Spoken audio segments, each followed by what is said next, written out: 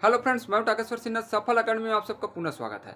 दोस्तों, आज की इस वीडियो में सीखेंगे कि इंग्लिश को याद कैसे करें। इंग्लिश को याद करने का ट्रिक्स आज की इस वीडियो में बताने वाला हूं। बहुत सारे स्टूडेंट्स ने मुझे कमेंट करके पूछा है कि सर इंग्लिश को याद कैसे करें, याद करते हो भूल जाता है, इसके लिए ट्रिक्स बताइए। तो दोस्तों, आज की इस वीडियो में मैं बहुत ही बढ़िया ट्रिक्स लेकर आया हूँ जिससे आपकी इंग्लिश को याद करने की समस्या दूर हो जाएगा।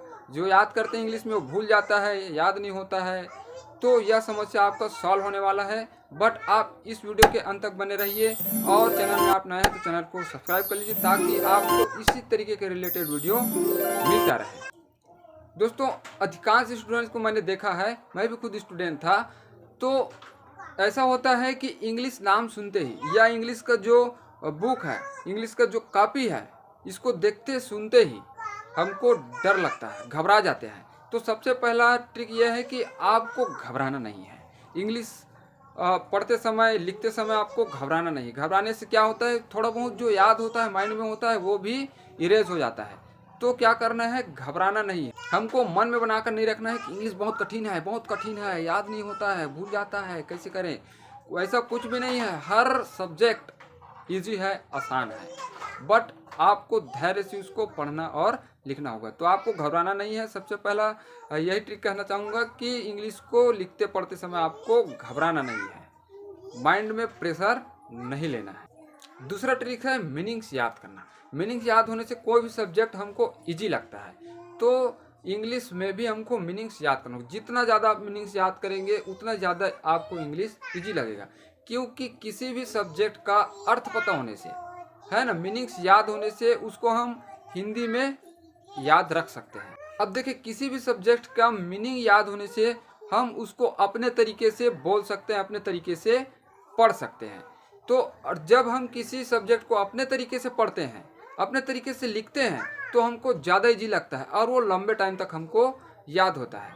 स्टोरी हमको अब तक क्यों याद है, क्योंकि उसको हमने अपने तरीके से पढ़ा है और अपने तरीके से हमने सुना है। घर में दादी नानी लोग सुनाए हैं तो अपने तरीके से सुनाई है, वो आसानी से हमारे माइंड में घुसता है और हमको लंबे टाइम तक याद होता है। तो जब मीनिंग्स याद होंगे तो कोई भी सब्जेक्ट हो हमको इजी लगेगा, क्योंकि उसको हम अपने तरीके से लिख पाएंगे, बोल पाएंगे और पढ़ भी पाएंगे। तो मीनिंग्स याद होना बहुत ज़रूरी है। थर्ड ट्रिक्स है ग्रामर का अच्छा नॉलेज होना। इंग्लिश में सबसे बड़ी प्रॉब्लम ये है कि हमको ग्रामर मालूम नहीं होता है, ग्रामर के बारे में नॉलेज ही नहीं होता है, तो वहीं पे गलती होता है। हमको ग्रामर मालूम ही नहीं है। अब हमको मीनिंग्स भी याद है, उस स्टोरी को जानते भी हैं, बट उसको लिख नहीं पा रहे हैं। क्यों लिख नहीं पा रहे हैं, क्योंकि हमको ग्रामर ही मालूम नहीं है। कहाँ पे को लगाना है, कहाँ पे में लगाना है, कहाँ पे भी लगाना है। तो इन सब के लिए हमको क्या चाहिए, ग्रामर चाहिए। तो हमारा ग्रामर क्या होना चाहिए, मजबूत होना चाहिए, क्योंकि ग्रामर किसी भी भाषा का आधार क्या होता है, उसका ग्रामर ही होता है। तो इंग्लिश को हमको अच्छे से पढ़ना लिखना है और इंग्लिश में टॉपर बनना है, तो ग्रामर अच्छे से याद होना चाहिए, ग्रामर की अच्छी खासी नॉलेज होना चाहिए। अब ग्रामर हमको मालूम हो गया, ग्रामर के बारे में अच्छे से जानते हैं, अब हमको मीनिंग तो याद करना ही है, तो मीनिंग याद करें हैं। ग्रामर भी अच्छा है, स्टोरी भी जानते हैं, तो उसको हम अपने हिसाब से उसको लिख सकते हैं। बट ग्रामर ही मालूम नहीं है तो आपको मीनिंग्स भी याद होगा, स्टोरी भी याद होगा, तो भी इसे नहीं लिख पाएंगे। तो थर्ड ट्रिक्स यही है कि आपको ग्रामर का नॉलेज होना चाहिए। फिर अगला ट्रिक्स है फुल स्टॉप तक याद करना है।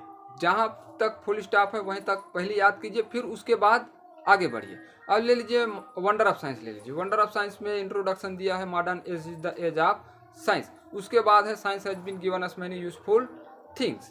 तो आप सबसे पहले modern age is the age of science यहाँ तक याद कीजिए, इतना कंप्लीट हो गया। फिर उसके बाद बढ़िए, science has been given us many useful things, फिर इतना याद हो गया, फिर उसके बाद आगे बढ़िए।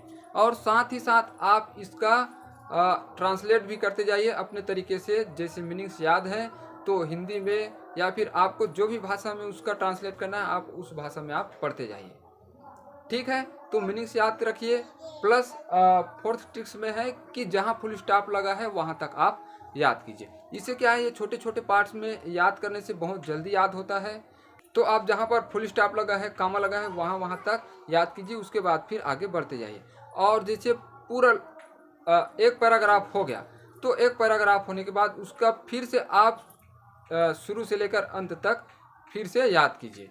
तो देखना आपका इंग्लिश बहुत ही मजबूत हो जाएगा। इसके बाद देखना कि इंग्लिश आपको बहुत ही आसानी से याद होने लगेगा और ऐसा याद होगा कि आपको बहुत दिनों तक याद रहेगा, आसानी से भूलने वाला नहीं है।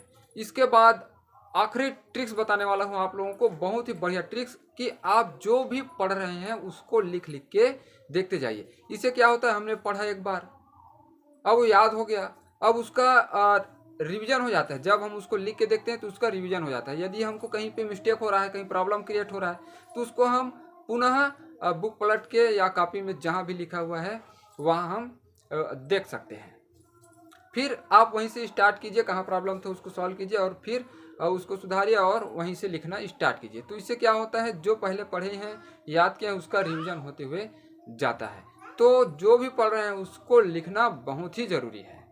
ये हुआ दोस्तों इंग्लिश को याद करने के तरीके, याद करने के ट्रिक्स कि इंग्लिश को लंबे समय तक कैसे याद रखें। तो जो ट्रिक्स बताए हैं उसको आप फॉलो कीजिए। सबसे पहला ट्रिक्स बताया कि आप घबराइए मत, चाहे वो कोई भी सब्जेक्ट हो।